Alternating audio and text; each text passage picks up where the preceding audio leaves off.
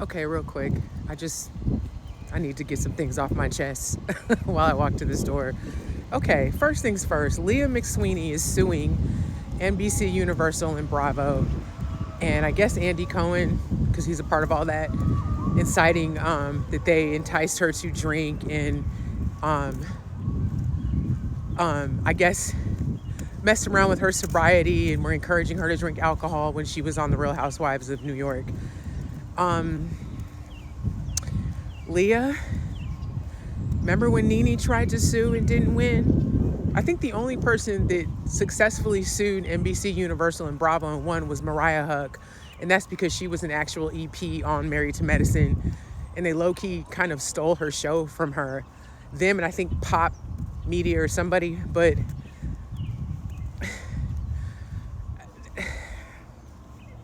here's my thing with Leah. Leah, I watched your first season. I thought you were great. It was obvious you had a drinking issue because that whole party at Ramona's house back in the Hamptons where you got naked and threw the tiki torches, that was crazy. The way you acted in Rhode Island, your second season at the restaurant, a lot. Throwing the pasta, doing too much.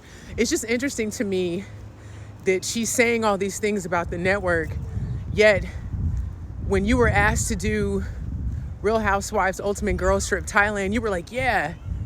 And you went sober. You did. I just think it's interesting. It's like you chose money over your sobriety, and now you're upset because it seems like you weren't asked back, especially since we now know that they completely revamped The Real Housewives of New York City and you were not included. You would have been a great addition to that group of ladies. Absolutely. But it's just weird to me that she's suing. And I was reading the kind of ins and outs of the lawsuit, and I just don't think, I don't think you're going to win that one. It reminds me of the Brandi Glanville lawsuit. Brandi's lawsuit is ridiculous too to me, because Brandi herself is inappropriate. I've seen it since she got on television. I mean, she was on Celebrity Big Brother UK and was inappropriate. And we know what she's like when she drinks. I will say this though, if I was the head of the network, if I was Andy Cohen's boss, I would have to have a conversation with him because it's very obvious that he has blurred the lines with his cast members. He's blurred the lines completely because you're doing too much. The coke allegations we've been hearing about for years. You know, Kathy Griffin accused him of offering her a line of coke years ago when they were still cool. So the coke stuff, I'm not surprised by. A lot of people in Hollywood do coke. It's kind of a thing. I'm from LA. I've never done coke. Not interested. I draw the line at weed and alcohol, but this ain't about me. But it's just interesting to me. I think that he may need to fall back a little bit. It seems like he might be too casual with his coworkers, and he's the superior in the situation. He's their boss. And like Funky Dineva said in a video earlier today about this situation, you know, sometimes you can't hang out with your coworkers, especially if you're not cool like that, because you end up getting comfortable in these situations and you start saying too much. And then, you know, if you guys fall out and on Mad Day, everybody knows what happens on Mad Day, all the tea gets spilled. So 2024 has been a time, child, a time. I don't know. I don't think Brandi or Leah are going to win any lawsuits. Brandi, there's too much visual evidence against you, baby. There's so much. I don't even have time. I would have to go down a list of all the stuff that you've done, like all the drunken stuff, the inappropriate stuff. Aren't you in the middle of a lawsuit off of your Ultimate Girls Trip too? Isn't Marco, the housekeeper dude at Dorinda's house, like suing you right now, saying that you were inappropriate and you sexually harassed him? I do remember that episode with the burlesque dancer. They were all drunk and she ripped, what is his name, Marco Vega's shirt off. He seemed to be okay with it, but I feel like it was one of those things where it's kind of in shock and in the moment, so you just kind of go with it, and then you start thinking about it afterwards and going, you know what, I don't know if I like that. Brandy's another one though. She's, she has to survive off of reality TV. That's how she feeds her family. But I don't know. All of these lawsuits are insane. Andy Cohen clearly has done too much. Where there's smoke, there's fire. And we'll just have to see and watch it all play out. One more thing about Brandy. How can you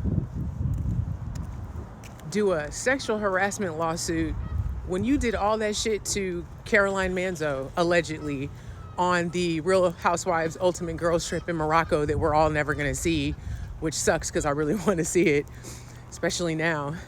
I just find it interesting that, I don't know, Brandy's it's wild to me because unfortunately she does have a reputation. So a lot of people are going to be saying what I'm saying, but maybe she is telling the truth. Just because she drinks a lot and acts wild doesn't mean that she's not entitled to feel uncomfortable in a situation.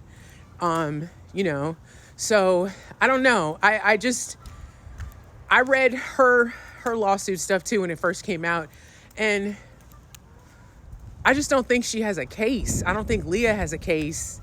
It's just giving, I'm bitter and upset and I wasn't asked back anymore. I knew that Brandy had kind of sealed her fate the last time she appeared on The Real Housewives of Beverly Hills. The way she came at Denise Richards and the whole sleeping with her and we fucked and all that, it was just so tacky and tasteless and gross. I knew they weren't gonna ask her back. I knew when they told her she couldn't come to the reunion, she was done. That's why I was really surprised when she ended up on season 2 of the Ultimate Girls Trip, which is low-key my favorite, by the way. But I don't know. We'll see. We'll just have to watch it all play out. Actually, I'm not done. One more thing. Leah, you were on an episode of Love and Hip Hop Hollywood. Does anybody remember that? So she owns the company Married to the Mob. It's like a clothing company. And I can't remember who. Actually, no, I'm sorry. It was Love and Hip Hop New York. And she styled one of the girls on the show, and then they ended up fighting in her showroom.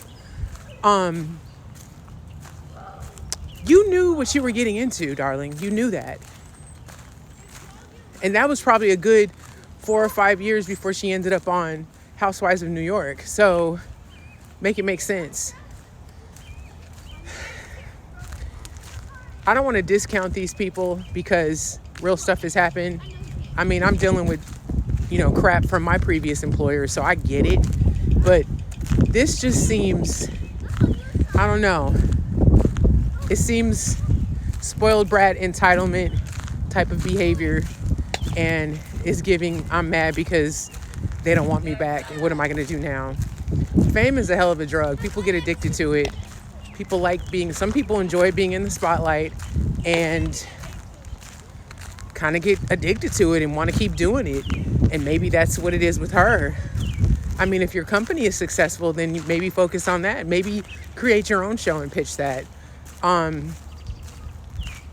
don't know. Okay, I'm really going this time.